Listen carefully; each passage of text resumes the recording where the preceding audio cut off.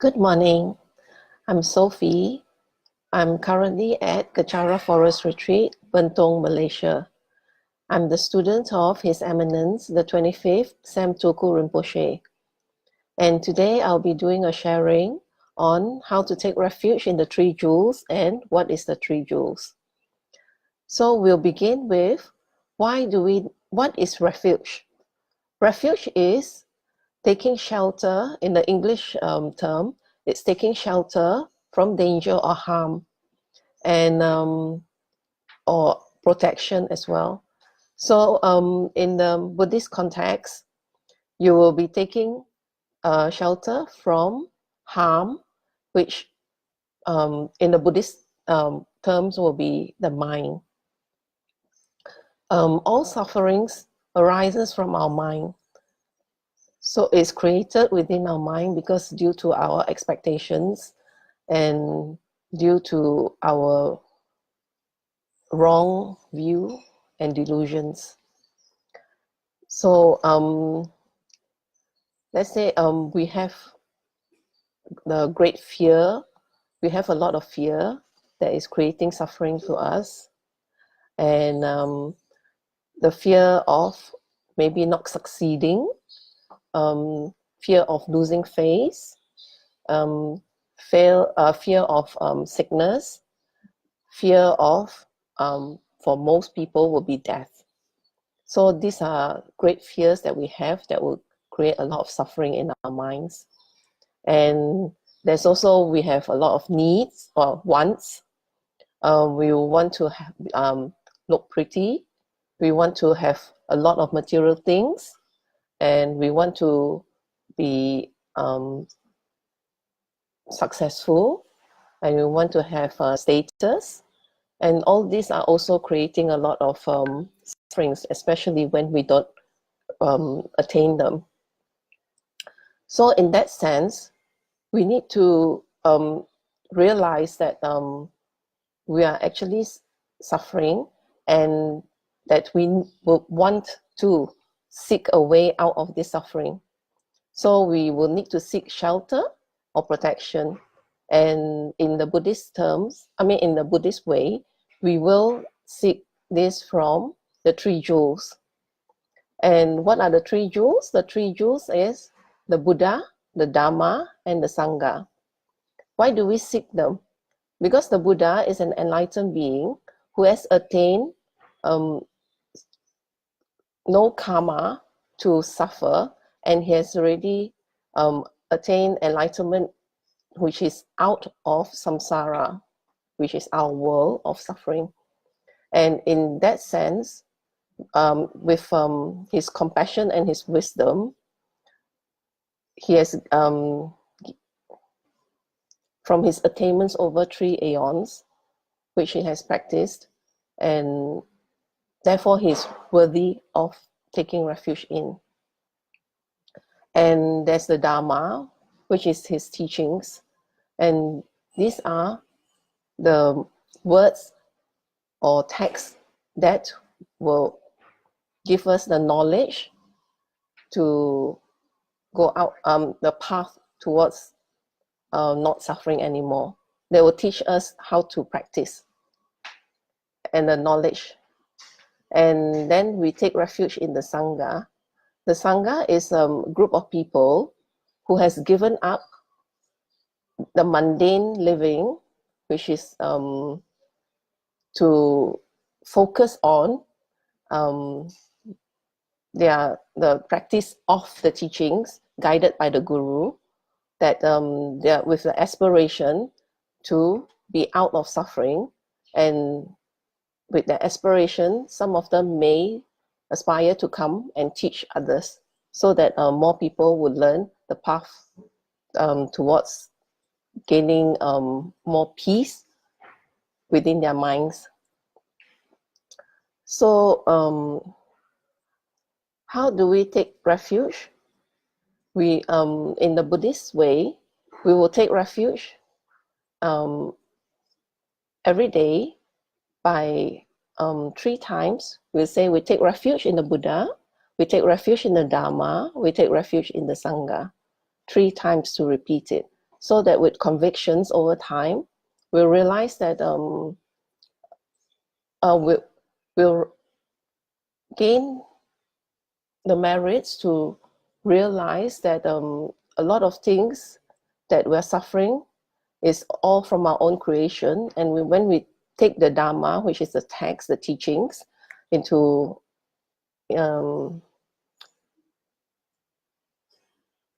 when we take the teachings into practice, then we may gain realizations as in, why does our suffering arise?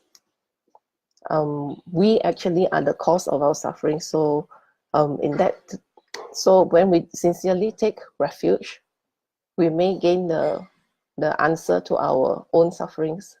Why does it arise, and how do we overcome it to gain that peace?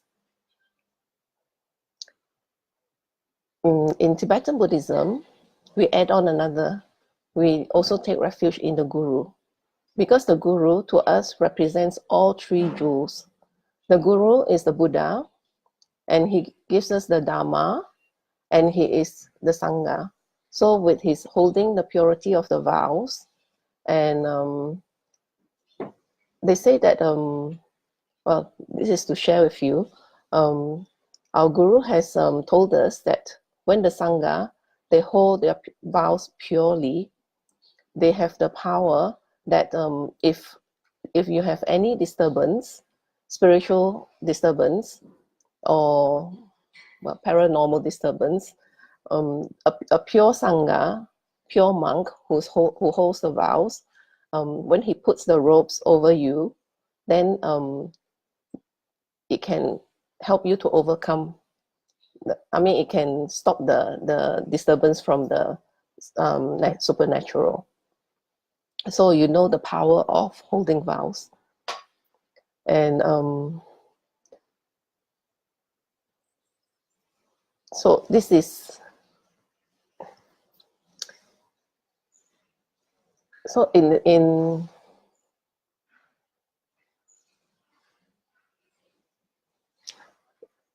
your okay.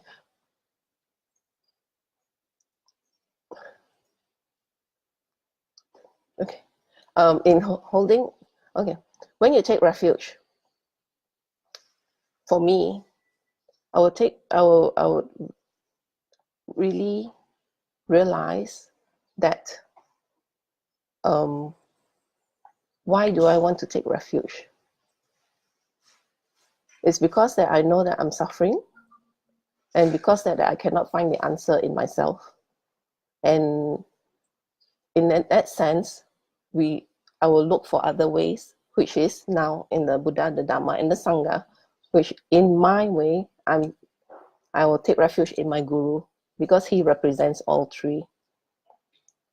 And if we were to place our trust, our faith in our Guru, and to take his teachings and put it into practice, then in time, in our actions, in our constant practice of it, we will realize our own mistakes, our wrong views, and our wrong actions that has created all the sufferings that we are facing now. So I would advise that those of you who feel that you have achieved a lot of things in life, even those who have not, that you're constantly seeking an answer and wondering why is it that you're not feeling happy, even though things are progressing very well for you in life, and everything you've tried, you've succeeded. In career, you've succeeded, or maybe you have achieved a good family, and maybe you have that status you're looking for, or the material things that you're looking for, you have attained them, but you still feel that there's something missing. Then I would advise you to seek the answer in and taking refuge in something higher, someone or some teachings that has that is higher and who has already attained the way out and understand where everything arises from, that has overcome our wants and expectations and everything, who has already attained that peace in mind. So in that way, I would advise that you seek out to take refuge in the three jewels.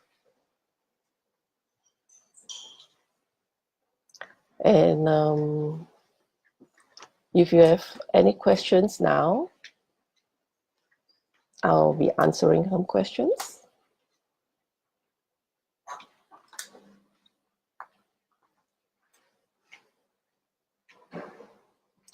Okay, there's a question from Joy. What if there are people who are not suffering in their own perception and they are enjoying life, also they think, why should they consider taking refuge? What would your advice be to them? Right. There are people who has actually approached, when I was talking with them, and they have actually said that I'm not suffering, I'm having a very good life. So why do I need to, seek any answers? So in that way, from my learning, everything is impermanent in this life.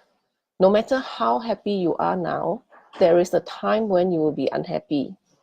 Everything is so temporary. So, there's nothing permanent in this life. When you're young, you will grow old. When you're pretty, you become old and you start being, saggy and all that. And when you're young, you are full of vitality. And when you're old, you just don't have the strength to do a lot of things. And if you're rich, and what level of richness that you can attain, that you're satisfied, everything that you have in life, once you have it, then you wish or you want to go up the next level, until there's a point where you just can't go any further and you become very unhappy. So there is nothing in life that really provides you permanent happiness. So in that sense, you are suffering because nothing is permanent. So I would advise you to seek refuge in a higher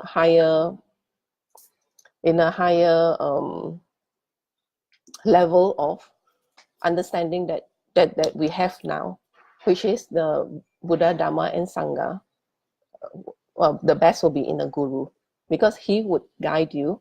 His concern is only for you, so he will guide your path towards gaining the inner peace.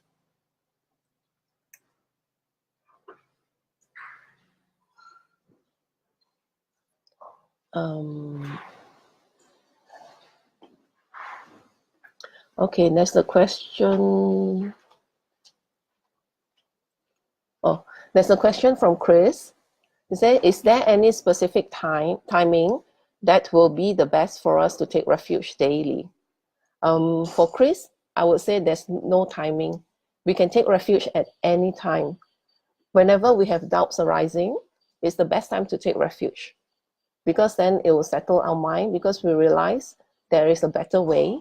So anytime, it will be a good time to take refuge.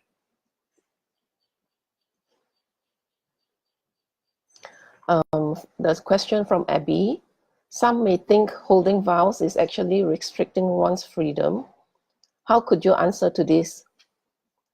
Many people will think that holding vows is a restriction because they have not actually gone into it. But then holding vows actually gives us a lot of freedom, because then we know what we need to do and what we can't do. It's just like having any country having the laws. So when we follow the laws, then the country is at peace. So I would just answer that it's actually freedom in having vows. It will guide you to being a better person and guide you to having a more settled mind in your practice.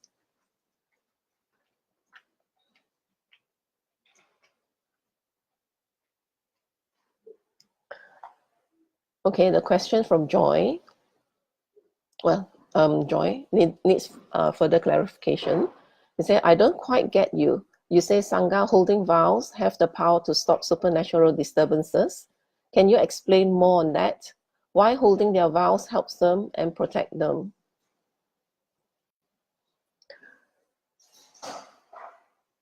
Okay. Okay, vows are created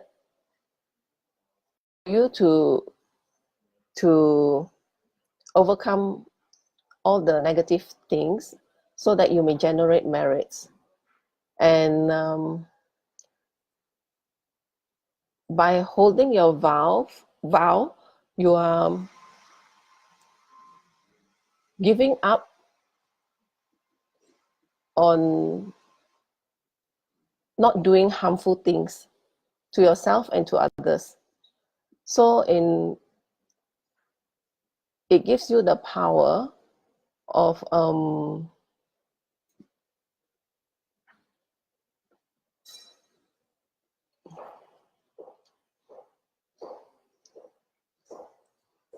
it gives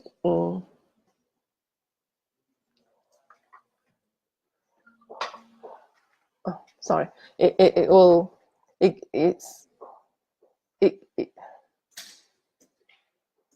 it's that goodness that's within that that purity that I guess it would prevent any negativities from coming near. But I would find out more about that, and maybe next time I'll get back to you.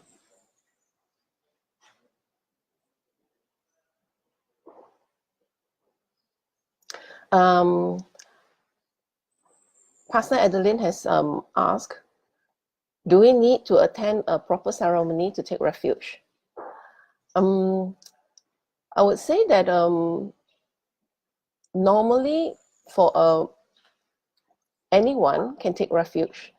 It is actually basically our mind that we're willing to surrender all our negative traits and to take refuge in the Buddha, Dharma, and Sangha. But in Buddhism, we would take refuge in our Guru or in front of the Buddha. Then there is a ceremony where we take refuge from the Guru, and whereby we also take some basic vows that we promise not to do, and in turn the Guru would guide us and help us in our path to gain the realization of our sufferings. If there's no Guru, then you take the refuge vows in front of the Buddha and you commit yourself, and you just willingly and sincerely commit to giving up and to learning how to live the right way.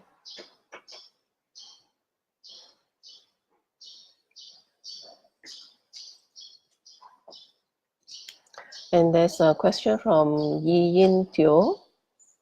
Why is that we don't ask for protection from the local deities?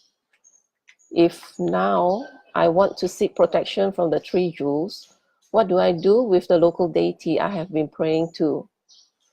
Okay. I would advise that you don't seek refuge from the local deities because they are not enlightened. They may have some power, but the thing is their power is only very short-sighted and it's not permanent. They can only give you solution that is short-term, but it may not be the best solution for you. So in that sense, I would not seek any refuge from the deity. I will take refuge from the enlightened beings or those who are on the path learning to be enlightened.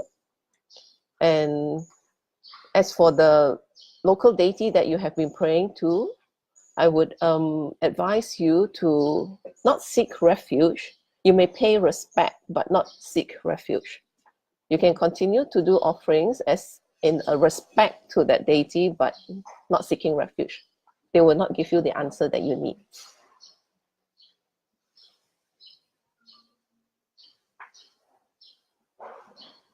And there's a question from Pastor Shin Pan. What would you advise someone who wish to learn more about Buddhism or explore spirituality? What should or can they do first? My advice is to, if it's possible, to seek a guru, because the guru he embodies all the three jewels and is a correct person to seek refuge in. If you're not sure, you can always go online, and nowadays there's a lot of YouTube teachings or any articles on Buddhism or even spirituality. So you go online, learn from that, you listen and you feel if it's correct and it appeals to you, that means it speaks to you, then I would say go ahead and pursue further. And for me, I've actually started from YouTube's teachings of my guru, His Eminence, the 25th Sam Tulku Rinpoche, and I felt that he answered a lot of my questions, and he gave all his teachings had seemed to speak directly to me, and it's all very logical, and there's no doubt, that could arise that from his teachings. And in that way, over time, I've gone through all the YouTube teachings, and the occasion arose that I had the opportunity, and I joined his center, Kachara, and now I'm here sharing with you. So I would advise you to,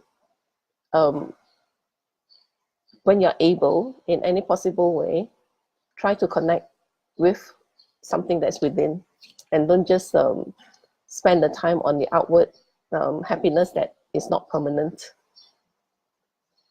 Thank you. Now I'm taking a lot of time, so before I finish, I'd like to do the dedication in Tibetan. Why do we do dedication? It's because of the sharing that I've done today. It's also a Dharma, and it has the merits of it. So to do a dedication, we seal off the merits so that it's not wasted. And you as a listener, you have also listened to the Dharma, and in that sense, because you have that time to listen to the Dharma, you have also generated some merits, and maybe you'd like to do the dedication with me. Jangjo Senjo Rinpoche, Make Panam Geishi, Ke Panam Pame Payang, Goni Gondo Pewashu, Toni Towa Rinpoche, Make Panam Geishi, Ke Panam Pame Payang, Goni Gondo Pewashu, Raso Jini Sapagi Wadi, Dantan Drowa Guna Padang, Jepa Jesu no Santrapai, Tamping Porindu Sa Seisho, Kewa Kuntu Yandala Madan, Drame Choki Panalo Chojing, Sadam Langi Yate Razoni, Doje Changi Ngapangatuso, Kewa Di Yoda, Lama Sangyo Drione, Drowa Chika Malupa, De Sala Gopashu, Choki ni kyo ko song ka pa cho su nam pa pe wala ge ki sa ma si wa dan tun ki ma lu sang wa shu la nam song ni de sun dan je wa song ni la te ni ge wa lo sang tra pa tam pa yu re ba yu shi ni mo de le sen de le ni mi gun yan de le shi ni sen ta tu de le pa kun chu song ni jing gi lo kun chu song ni ngo chu so kun chu song ni tra si shu je su la ma ku se rap ting chi nam ka tri ni cho chu ke pa da lo san tem pe drum ni sap song ni dro en mun sa ta tu ni yu shi gang we ra we ko we shin kam de ben dan de wa ma lu go ni chen si wen ten sin ge so yi sha pe shi de ba du den yu shi home đông bên ở trong马路吧，等你到了小的时候，嗰陣等把落上南嘅把宿舍熟的時候。Thank you. See you tomorrow.